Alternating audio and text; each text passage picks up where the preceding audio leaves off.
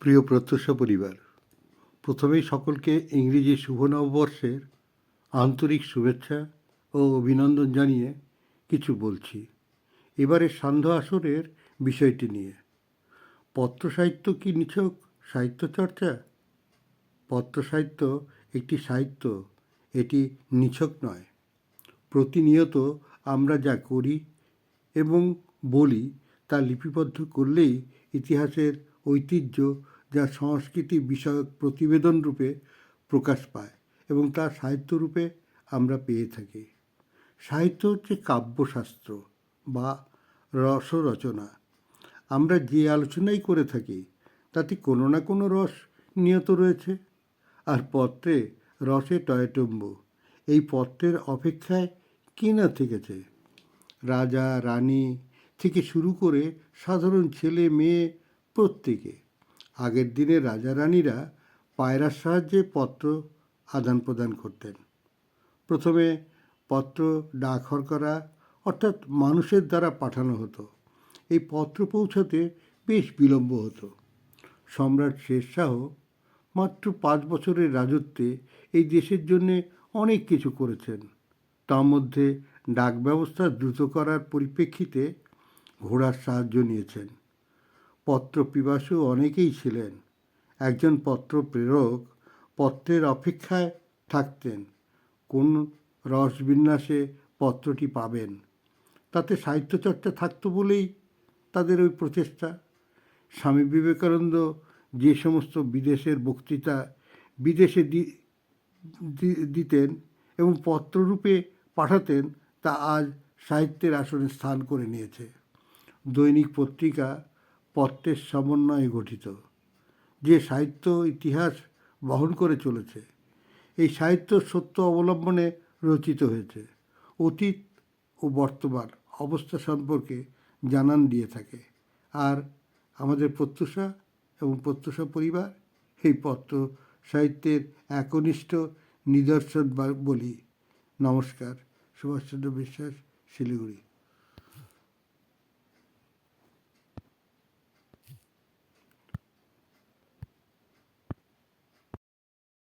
নমস্কার, শুভ সন্ধ্যা। এ মাসের সান্ধ্য আসরের বিষয় পত্র সাহিত্য কি নিছকই সাহিত্য চর্চা, এ নিয়ে আমার একটি স্বরচিত ভাবনা। আমি বলি না, নিছক নয়। পত্র সাহিত্য একটি অত্যন্ত মনোগ্রাহী সাহিত্য চর্চা। একটি পত্র তার ভাষায়, তার বিষয়ে হয়ে ওঠে কালজয়ী। এক্ষেত্রে আমার পত্রটি কালজয়ী হয়ে উঠবে এটা আমি আশা করি না, করবও না। কিন্তু এবছর চলছে কিশোর বিপ্লবী কবি সুকান্ত ভট্টাচার্যের জন্মশতবর্ষ। তার কিছু কবিতা, গান, গল্প ও গল্পের চরিত্র অবলম্বনে চেষ্টা করেছি একটি চিঠি লিখতে। পড়ে শোনাচ্ছি সেই চিঠি। শহীদ বরেশু সব্যসাচী, তোমাকে অভিনন্দন জানাই। এই নবান্নে তুমি ইউরোপের উদ্দেশ্যে তোমার পটভূমি তৈরি করতে চলেছ শুনলাম। তোমার মেজদাকে মুক্তির অভিনন্দন জানাই। তিনি একজন দরদি কিশোর। সমস্ত কিশোরের স্বপ্ন, ছন্দ ও আবৃত্তি তো তার অভিযানের আজব লড়াই। যাক, তুমি কেমন আছো? তোমার ডিজিটাল রেশন কার্ড পেয়েছো নিশ্চয়ই? হ্যাঁ, পেলে এবার তোমার খাদ্য সমস্যার সমাধান নিশ্চয়ই মিটে যাবে। আজ মনে পড়ছে কিছু পুরনো কথা। আমাদের স্মারক পত্রিকা দিয়ালিকার প্রথম বার্ষিকী ছিল 21শে নভেম্বর 1946। সেই তখন থেকেই দিন বদলের পালা শুরু হয়েছিল। ঘুম ভাঙার গান গেয়ে জাগবার দিন আজ যে আসবেই তার পূর্বাভাস পাওয়া গিয়েছিল। তোমার প্রিয়তমাশু তার কলম দিয়ে আগ্নেয়গিরির লাভাকেও হার মানিয়ে দিয়েছিল। হরতাল আমার কাছে এক অসহ্য দিন। তবে সাঁঝের আধার ঘিরে ধরে যখন, আমি তখন গানের সাগর পাড়ি দিলাম বিদ্রোহের গান গেয়ে। সহসা কখন আমার অলক্ষ্যে কঙ্কন কিঙ্কিনী মঞ্জুল মঞ্জির ধ্বনি বাজিয়ে যে সংকলিতা এসে দাঁড়িয়েছিল আমি বুঝতেই পারিনি। ওর তো তখনও 18 বছর বয়স না হওয়ায় ও ব্ল্যাক মার্কেটের গোপন খবরের কোনো হদিশই রাখেনি। মণিপুরে মজুরদের ঝড় যেন না থামে। তবে তোমার মেজদা এর একটা মীমাংসা করবেনি। ও, একটা কথা শুনে তুমি খুব খুশি হবে যে আমি সিগারেট খাওয়া ছেড়ে দিয়েছি। তাই কাশ্মীরে বেড়াতে গিয়ে এক ভদ্রলোককে আমি দেশলাই কাঠি না দিতে পারায় উনি রীতিমতো বিক্ষোভ জানালেন। বিভীষণের প্রতি তোমার চরম পত্র তার উপযুক্ত জবাব হয়েছে। মার্শাল তিতোর প্রতি তুমি একটা চিঠি লেখো, সেটা যেন দেবদারু গাছে রোদের ঝলক হয়ে ওঠে। আচ্ছা, তোমার সেই রাখাল ছেলেটির সুচিকিৎসা হচ্ছে তো? আচ্ছা, মনে পড়ে ওই নিবিড় বাদল দিনে বিয়েবাড়ির মজা যখন একেবারেই মাটি হচ্ছিল, আর আমরা বন্ধুরা সেই মুহূর্তেই যখন পরিবেশন করব না স্থির করলাম, তখন সবার মনটা কেমন খারাপ হয়ে গিয়েছিল না? আজ তবে এটুকুই থাক। আমার খুব ক্ষুধা পেয়েছে, তাই আমার বিবৃতি শেষ করছি। শুভেচ্ছান্তে উদয়ন। পরিশিষ্ট। রানারের কাছে আমার কবিতার খসড়াগুলো পাঠালাম, তুমি নিভৃত মনে দেখে দিও। খেয়াল রেখো এতে যেন তোমার আমার কারোরই ব্যর্থতা না আসে। নমস্কারান্তে, সৌমিক চক্রবর্তী, সুভাষনগর, ময়নাগুড়ি, জলপাইগুড়ি।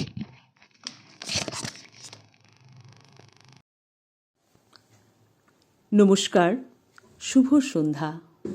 প্রত্যুষা পরিবারের সান্ধ্য আসরে সবাইকে স্বাগত। প্রত্যুষা পরিবারের সান্ধ্য আসর বিষয় ভাবনার অভিনবত্বে হয়ে ওঠে প্রাণবন্ত। গুণীজনদের কলম সারা মাস ধরে বিষয় ভাবনার ওপর নানা আঙ্গিকে আলোকপাত করে, যা আমাদের জ্ঞান ও মননকে করে রিক্ত। প্রত্যুষা পরিবারের সান্ধ্য আসরের জানুয়ারি মাসের বিষয় ভাবনায় রয়েছে পত্র সাহিত্য কি নিছকই সাহিত্য চর্চা। এ বিষয়ে আজ তার কলম ধরেছে শ্রী উদ্দালক চক্রবর্তী।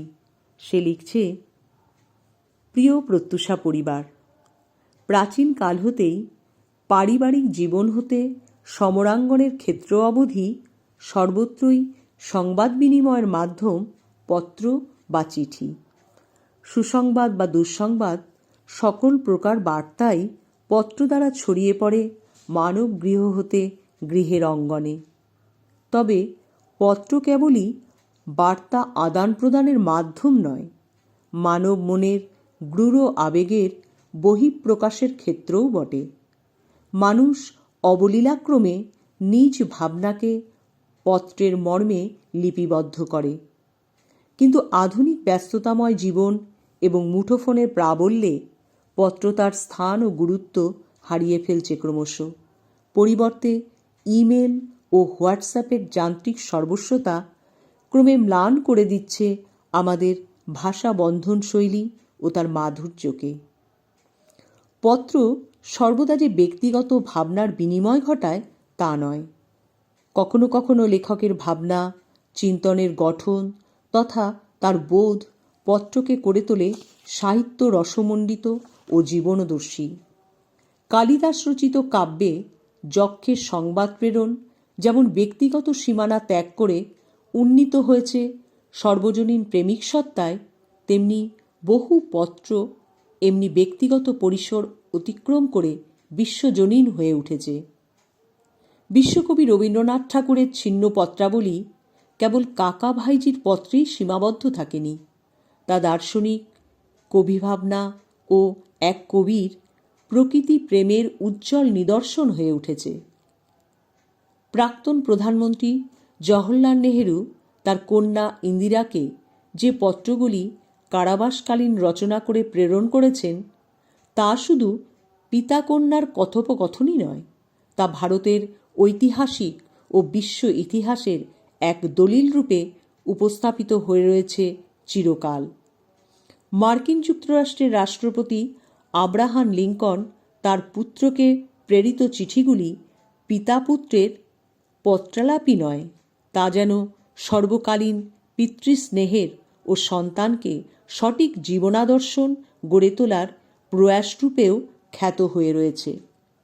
তাই পত্র কেবল মানবিক আবেগ বা নিজস্ব ভাবনারই প্রতিফলন নয়, তা কদাচিৎ সাহিত্য রসমণ্ডিত ও জীবন দর্শন গড়ে তোলার মাধ্যমরূপেও পরিচালিত হয়েছে যুগ যুগ ধরে। সাহিত্য যেমন সমাজ ও জীবনের দর্শন রূপে প্রতিভাত হয়, পত্রও তেমন লেখকের রচনা শৈলী ও তার সমাজ তথা জীবন চেতনার রসে রঞ্জিত হয়ে সামাজিক বিশ্বব্যাপী ভাবনার ধ্বজাস্বরূপ হয়ে ওঠে। তবে বর্তমানে মুঠোফোনের প্রভাবে আধুনিক প্রজন্ম পত্ররচনার প্রতি বিমুখ। তাদের অঙ্গুলি ব্যস্ত সামাজিক মাধ্যমে লাইক দিতে ও মেসেজ টাইপ করতে, ফলে গভীর ভাবনা ও সৃষ্টিমূলক চিন্তন থেকে ক্রমশ বঞ্চিত হচ্ছে তারা। তাই পত্ররচনাও যে একটি সৃষ্টিমূলক নান্দনিক কর্মে রূপান্তরিত হতে সক্ষম, তাই প্রজন্মকে তথা আমাদের উপলব্ধি করতে হবে। তবেই পত্রসাহিত্য পুনরায় তার ঋত গৌরব ফিরে পাবে। নমস্কারান্তে উদ্দালক চক্রবর্তী, রায়গঞ্জ, উত্তর দিনাজপুর। উপস্থাপনায় ছিলাম আমি, সোমা চক্রবর্তী, রায়গঞ্জ, উত্তর দিনাজপুর।